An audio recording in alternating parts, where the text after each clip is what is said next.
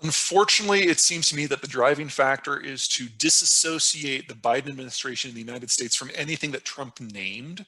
So, for example, the camps on the border that the United States under the Trump administration famously put kids in. We don't put kids in anymore. We put families in because we changed the name of the facility.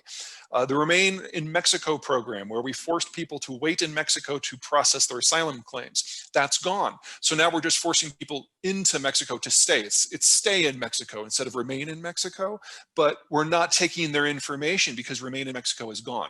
So if anything, the Biden administration's policies are actually more draconian, but they've got different PR. I think President Xi realizes, I think President Xi sees China more from my point of view than from the propaganda point of view. I think he realizes the financial, the economic, the demographic, and the strategic weakness. And I think he knows that if he pushes the United States too far, and if anything about this becomes kinetic at all, the United States isn't going to engage the Chinese Navy within sight of the Chinese mainland where the Chinese Air Force can come into play. You know, that's the scenario that we always see in the news where the US Navy is like, oh, we can't beat them under any scenario. You don't fight China within range of China. China is a trading nation. They import 80% of their oil. You send a few destroyers off into the Indian Ocean, you just prevent the crude from getting through. Done. China collapses in less than 2 months. That's how that would go. And I think Xi knows that.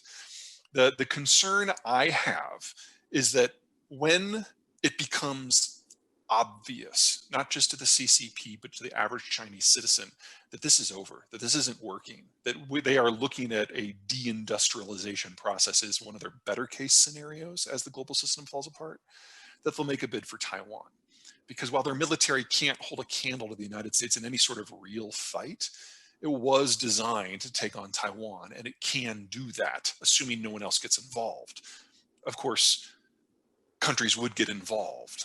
Even if the US decides to sit it out, the Japanese will be involved, and that will cause a collapse of the Chinese system just as quickly as the American system, because the Japanese can reach the Indian Ocean, but the Chinese can't.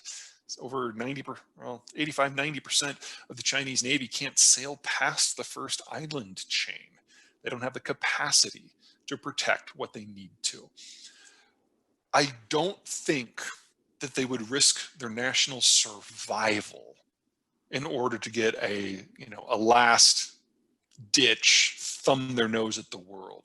The Russians certainly didn't. But there's always a chance that the top tier will believe their own propaganda. That's my biggest concern.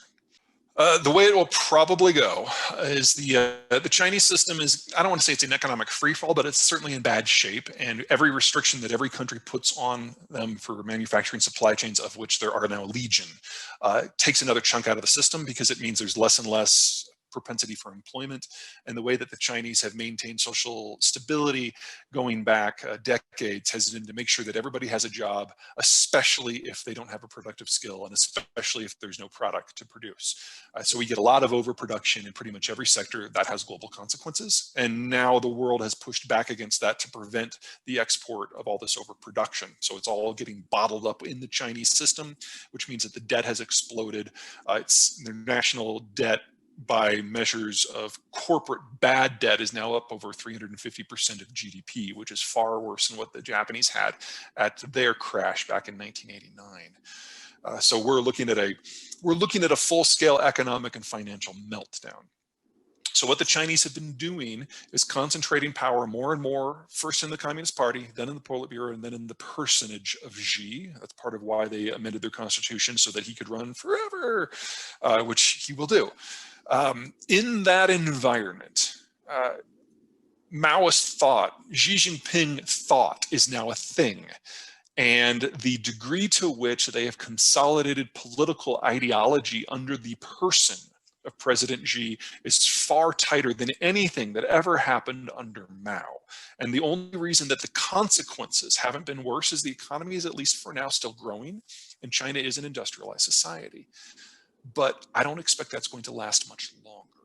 So rather than China lashing out, I expect them to lash in and form a hard shell around the country that basically information and people can't get in or out.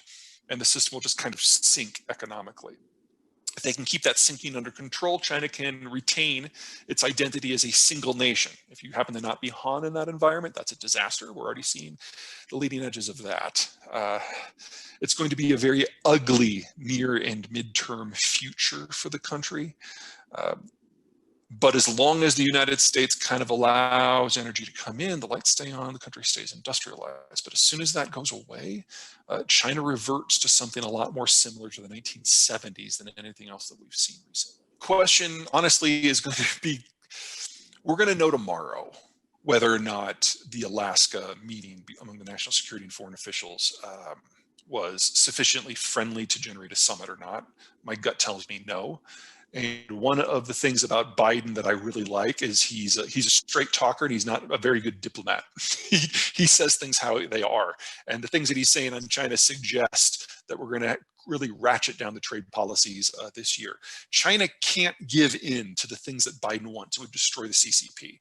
So it's just a question of how the Chinese react. They can either go through a multi-decade, slow motion, slouching economic collapse. It's a little worse than what the Japanese have done in the last 30 years. Or they can challenge the system and risk a complete collapse as the American system reacts. We should know how that is going to go. Well, China has the world's largest army right now because it has a lot of excess males. Based on who's doing the math, it's somewhere between 40 and 70 million. That's obviously not great for long-term population growth, but as we saw with the birth rate last year, we're already well past the point of no return there. There is a theory being discussed that when you've got so many males, you have a vested interest in throwing them into a military conflict so that they don't come back and rebel. There's a certain logic to that, but the problem is, who would they throw them at? Can't throw them at Taiwan. That's a naval battle. That requires a lot less manpower intensive military force. Navies just don't take as many people as armies. They could throw them against Russia, but Russia's standing policy is, if you try anything cute like that, we're not even going to try to meet you on the field of battle. We're just going to nuke you. They could go against Kazakhstan, but again, what would the winner get? And that just leaves Vietnam. And the Vietnamese gave them the same warm, friendly welcome back in 1979 that they gave us. And the Chinese have no interest in going back there.